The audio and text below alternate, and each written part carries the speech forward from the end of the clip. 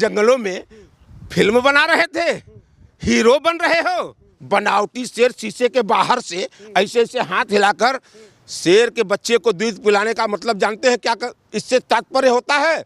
अगर इस देश के गरीब को, इस देश के मजदूर को, इस देश के किसान को उसकी गरीबी से उठाकर सशक्त बना देते, तब माना जाता कि आपने किसी शेर को दूध पिलाया। भाजपा के अंधभक्तवा हैं। अरे देखिए देश में कितना काम, अब अगर पूछ दे कि एक ठो काम बताओ तो दाएं बाएं देखने लगते हैं। अरे काम तो बता देना, काम बताओ। दो ही काम कर लीजिए, या तो इस देश के प्रधानमंत्री की कुर्सी पर बैठकर ईमानदारी से उस कुर्सी की मर्यादा को रखते हुए सेवा कर लीजिए, और नहीं तो फकीरिया कर लीजिए, कुर्सी छोड़ दीजिए। अच्छा, छोड़ दीजिए कुर्सी। अच्छा। दोनों चरित्र एक साथ नहीं चलेगा।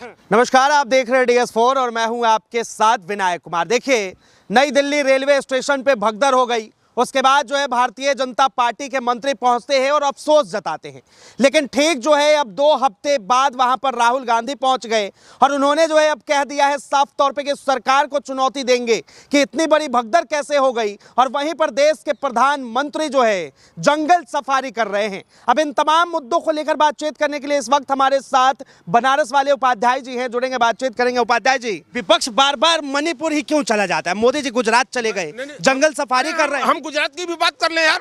गुजरात की बात करें ना, गुजरात में भी तो बलात्कार अभी हुआ है, हो रहे हैं, तमाम व्यभिचार हो रहे हैं। आप गुजरात की ही बात करिए ना।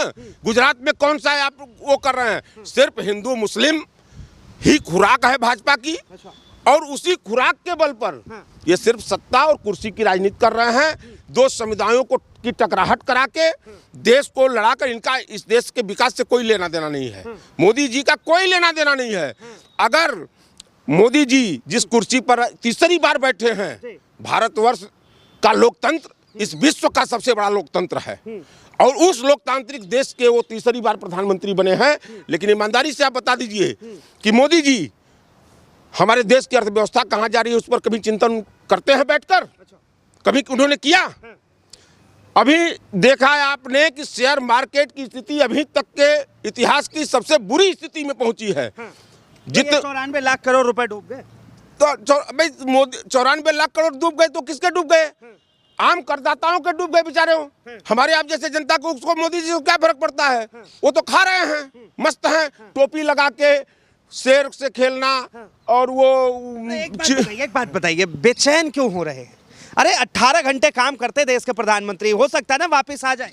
देखिए एक चीज बताए, फायदे में जाए तब आप लोग जो है क्रेडिट मोदी जी को नहीं देते, और जब जो है घाटे में चला जाए, नुकसान हो जाए, तब मोदी जी पर उंगलियां उठा देते। 2014 में मोदी जी प्रधानमंत्री बने हैं, और 2024 खत्म होके 25 चल रहा है।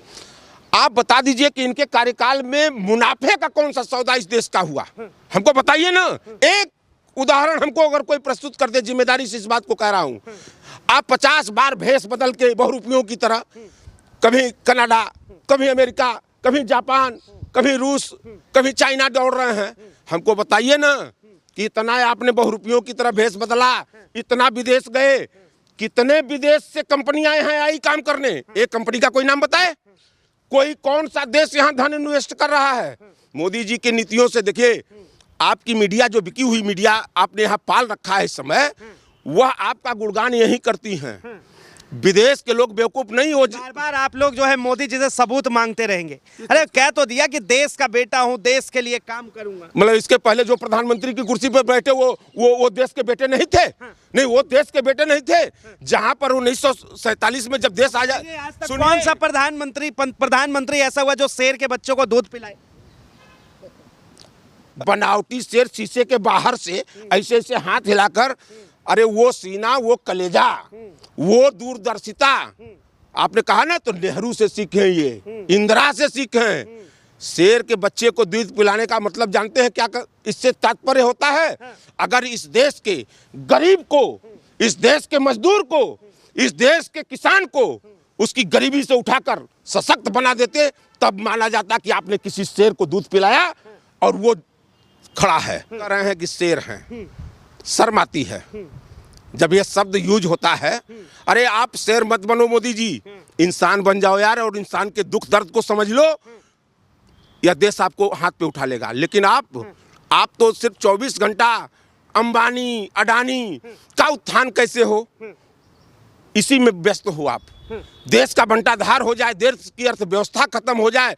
देश में आपने अभी तक एक कल कारखाने का नाम बता दीजिए जिसको मोदी जी ने लगवा दिया हो, बताइए ना। मैं पूछना चाहता हूं कि 10 बरस में कोई ऐसा कल कारखाना जिसमें 1,50,000 लोगों को रोजगार मिल गया हो। आत्मनिर्भर बनाने की बात करते हैं मोदी जी और आप कह रहे कल कौन आत्मनिर्भर बन गया, हमको बताइए ना। किसको बनाए? हाँ बनाए हैं, आप भी सही कर रहे हैं, ये बना रहे हैं आत्मनिर्भर। वही जो चेले चपाटे पाल के रखे हैं वो आत्मनिर्भर, और देश का गरीब और गरीब होता जा रहा है। देश का मजदूर की जो दुर्दशा हो रही है, देश का किसान आज अपनी बेटियों की शादी के लिए, अपने बच्चों की पढ़ाई के लिए, उनकी फीस जमा करने के लिए स्थिति यह है कि वो जमीन बेचने पर मजबूर है, जमीन बेचने पर मजबूर है। कौड़ी के भाव जमीन आप किसानों की लूट रहे हैं, यही देश मजबूत हो रहा है। विपक्ष तो यही चाहता है कि प्रधानमंत्री जो 18 घंटे काम करते हैं वो कहीं घूमने ना जाए। अच्छा एक चीज बताएं आपसे, हम कह रहे हैं कि आप 18 घंटे क्यों काम करते हैं? मोदी जी आप 8 घंटे काम क्यों नहीं करते?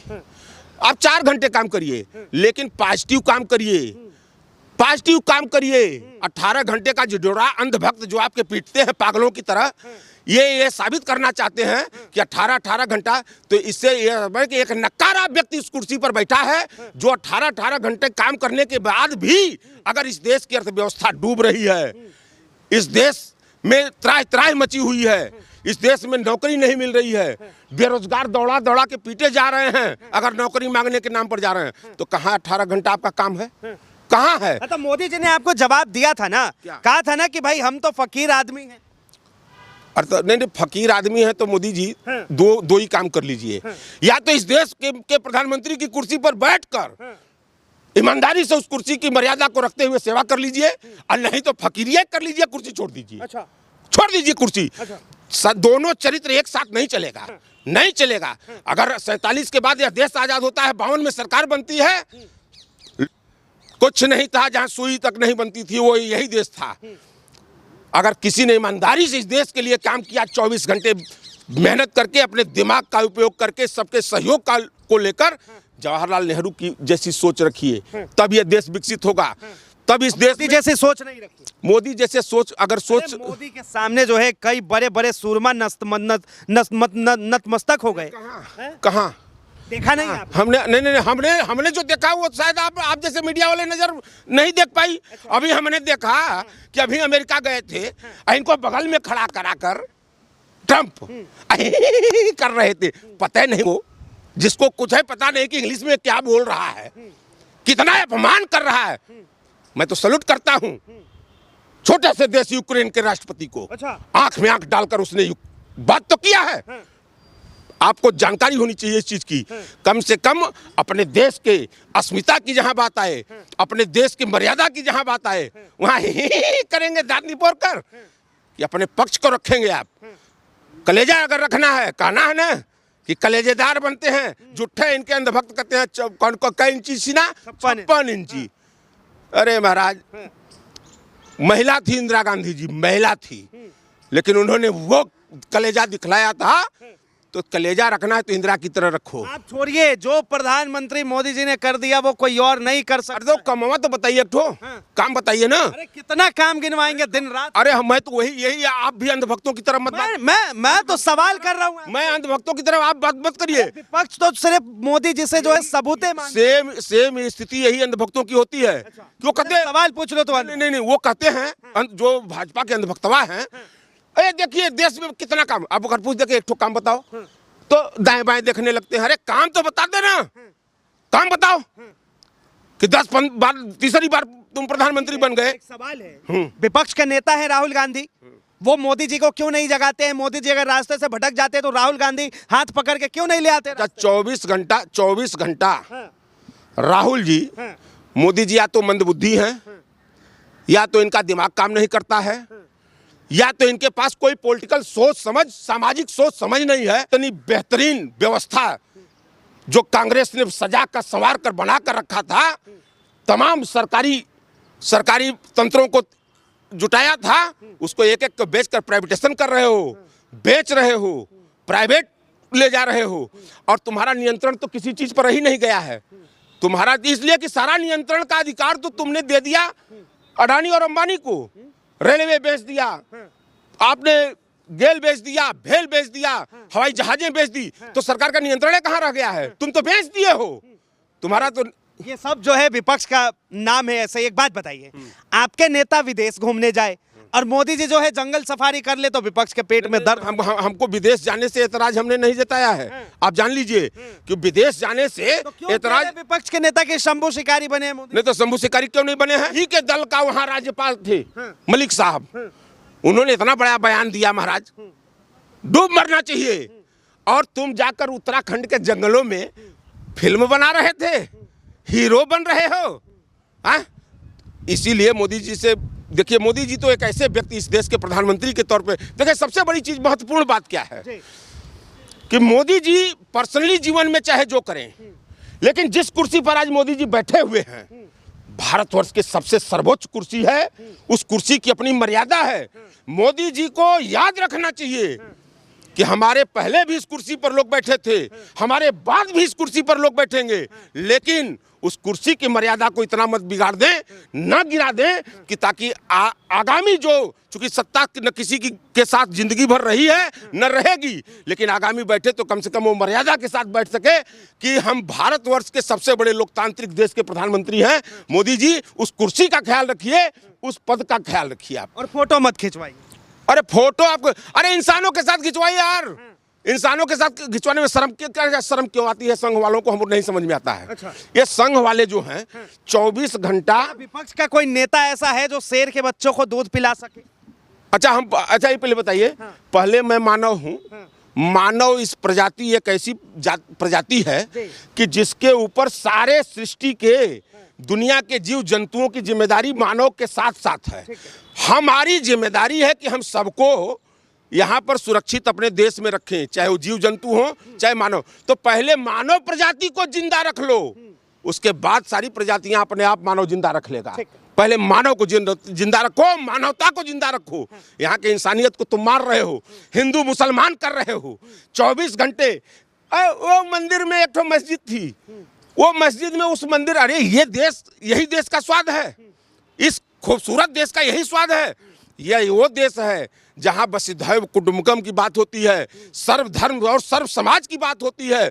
सारे लोगों ने मिलकर इस देश को एक बेहतर देश बनाने का काम किया है। उसमें हिंदू भी रहे हैं, मुसलमान भी रहे हैं, सिख भी रहे हैं, पारसी भी रहे हैं, ईसाई भी रहे हैं।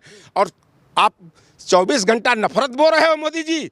नफरत से देश विकसित होगा? सबको एकत्र करो, सबको एकजुट लाओ। बहुत धन्यवाद तमाम जानकारी के लिए। तो ये उपाध्याय जी थे बनारस वाले, अब इन्होंने जो है अपनी बातें रखी है। बहरहाल एक तरफ जो है नेता विपक्ष राहुल गांधी नई दिल्ली रेलवे स्टेशन पर कुलियों से मुलाकात करते हैं, तो वहीं दूसरे तरफ देश के प्रधानमंत्री नरेंद्र मोदी जंगल सफारी में मगरूर हैं।